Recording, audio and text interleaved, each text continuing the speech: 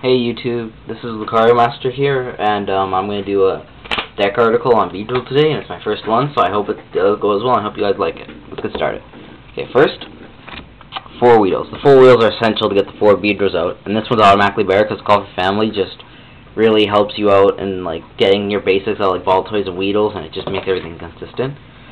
Also I like is the 4 Kakunas. 4 Kakunas is like, I like it better than 3 because you're going to use Broken Time Space, and late game we're going to probably have like most of your Beedrills ball from Kakuna because you're going to run out of rare candies. And this one's automatically better because of Exoskeleton and Dangerous Evolution, which just really help. Now the main part of Beedrill. The 4 Beedrills. There's 2 different parts of this. There's the 2 Fluttering Beedrill, which use the power to get grass Pokemon, get a quick setup, and recover quickly. And then this Beedrill, the Band Attack Beedrill, which does 120 if you get 4 Beedrills out. And that's practically how you win the game. Just use 120 over and over again. Next is some support. 2-2 Claydol. Not much about that. It's just 2-2 Claydol. You're going to just draw cards with it, and it just really keeps your consistent late game. 2 Uxie, which just really helps early game. And I like playing 2 of them because sometimes you will need to use 2. Or even if you don't, you just don't want to have 1 prize, then you can't use it. 1 Azelf. 1 Azelf's like, you need at least 1 Azelf on this deck because Beedrills and Wheels and Clayos will most often, one of them at least will be prized, and you'll need to get out or else this deck won't work as well with it, so at least one of this is really good. Next, Trainer, Support, and Stadium stuff. Okay, 4 Beebs. I like 4 Beebs a lot in this deck, like 4 Beebs of course is needed to get all your Pokemon and everything, and it's a pretty good card. 4 Wazans. I mean, you need 4 Wazans to get your basics out, your UCs, your Acelfs, your energy, which you play few of, so that will be very useful in that area. 4 Broken Time Space. I love Broken Time Space, man. It's just really good. Like, if you get 2 of these out, you're like guaranteed a good setup. Because if you can get like a Claydol with this or a Beedrill out, like it'll really help your setup. And getting 2 of these is like really good. Even if you just draw 1 card with it, it's still so okay. But 4 Night Minutes. 4 Night Minutes. I just like 4 Night Minutes a lot, just because of the fact that like you'll need to get it, because you'll need to get your Beedrills back when they get knocked out, and this is the best way of doing it and most efficient, and you just need to play 4 of these so you can get your Beedrills back into your deck, which then you can use Fluttering Beedrill to get back into your hand and stuff. 4 Rare Candy. I like 4 Rare Candy a lot over like more Broken Time Space because Rare Candy is just really good early game. It's easier to get it. Like Rare Candying a Beedrill only needs 3 cards, but Broken Time Space needs 4. And I just feel that like I don't want to deal with Flygon as much, so I just play less Broken Time Space. 4 Super Scoop Up. 4 Super Scoop is really good. Early game, like bring your Uxies, Azelfs, and Clayos back, and use them again, or just keep them in your hand so you have bench space for the 4 Beedrills. Then late game, just scoop your Beedrills up. I like it even though it's kind of flippy, but whatever.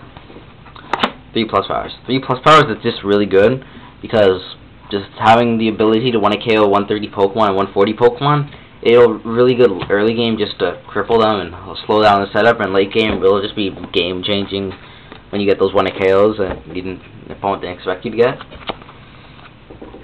3 War Point, it's really good. I mean, like, early game, if they're going to bring out something like a Child that they want you to knock out while they just get set up, you'll just warp out and hopefully kill something better.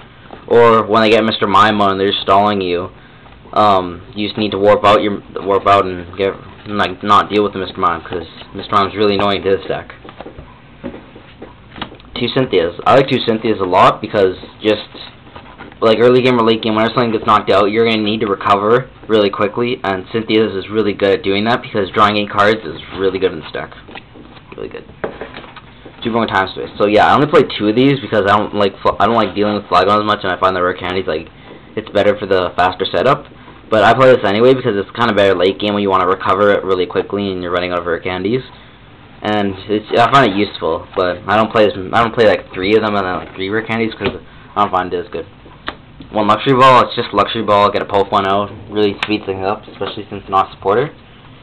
Energy, there, 4 Grass Energy, which is all you really need, because the only Band Attack needs 1 energy, and that's like the only attack you're going to really want to use, and I find that I never have energy problems with just 4. And also, last thing, but not least, 2 Multis.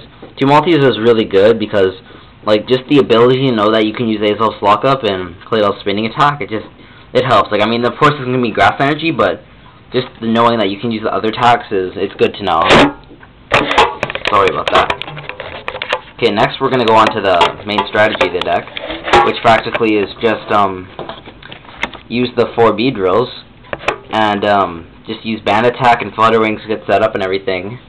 And you're just gonna Band Attack, Band Attack, Band Attack. Then you're just gonna use your Night Maintenances to get your stuff back, and then reuse it.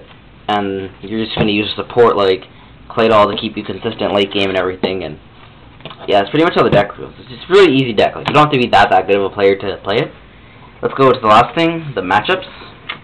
Okay, first we'll start with Gengar, which is probably one of the more popular decks, even though I don't think it's that good. Shadow Room, it's gonna be annoying because it'll 2-hit KO Claydol or even 1-hit KO with some Crobats, and 2-hit kills the Fire Wings Beedrill, and that kind of hurts your setup and hurts your consistency later on. But even if they can knock out that stuff, you'll recover with 9 minutes easily. And yeah, Poltergeist, I don't think it's that good. I mean, like, you'll keep your hand under control because a lot of the turns you'll just burn quickly, and you can just Cosmic your turns back and hope not to draw some. And I don't think that's gonna be the worst thing. I think the hardest thing about Gengar is the feigning spell. Like, a lot of people just they hate feigning spell, and I hate it too. But you're probably just gonna want to 1-hit KO anyway and hope that you can get through it, because like, even if they 1-hit KO it, you recover faster. And I just find that it's not that hard of a thing to deal with. Next, Flygon. Flygon, like, I don't think it's that hard of a matchup. I mean, even if they Sandwall you, you just Warp Point out of it or just deal with it. But you'll just want to KO them next turn, and there's not much they can do about it. And I don't know, they're not as fast as you, and they don't recover as quickly as you. And I think they're too slow to like deal with you. Next is actually an annoying matchup, which I'm surprised about, is Arceus. So Arceus decks, like I don't know if they'll be played, but if they are, like, it's gonna hurt because Bright Flame, when it KOs you, even if they have to discard energy, they can get it back quickly, but you're gonna want to KO them back. But it's kind of annoying. But the worst thing is this: Lightning Turn, which does 30 or 50 with an Expert Belt, and then goes back to the bench. Those usually just bring out Mr. Mime, and that's hurting to you. Like, even if you use Warp Point 3 times, that's only 3 KOs, and they'll usually get this combo out quickly. So most of the time in the middle of the game, they'll have like Mr. Mime out, and you can't Warp Point it.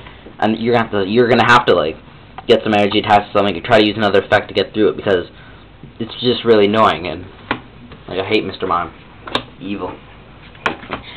Okay, Salamence. I don't think Salamence is that good of a deck, and I don't know if it'll be played that much. But just in case it is, like, the main thing about Salamence is Battle Rush, which only works if they have 120 HP, and Beedrill only has 110 HP. So that doesn't even go into effect. So its main attack, like Steam Twister, only does like 120 for 4 energy, and that's just way too slow, and they have to discard 2. And the level X, it's like even worse than this, but I guess Double Fall's okay. But if they pull that off, like, it doesn't matter, because you'll recover way too quickly, and like, if you knock out one of these, you'll at least knock out 2 other Pokemon while they recover.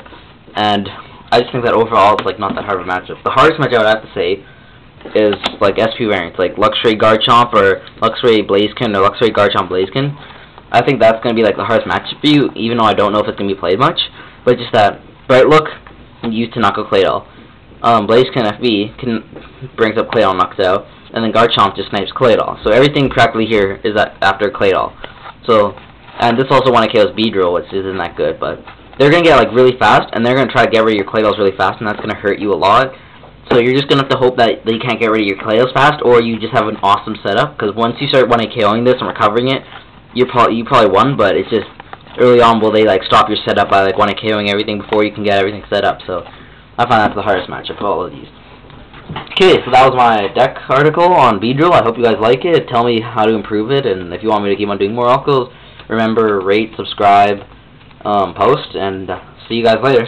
Bye.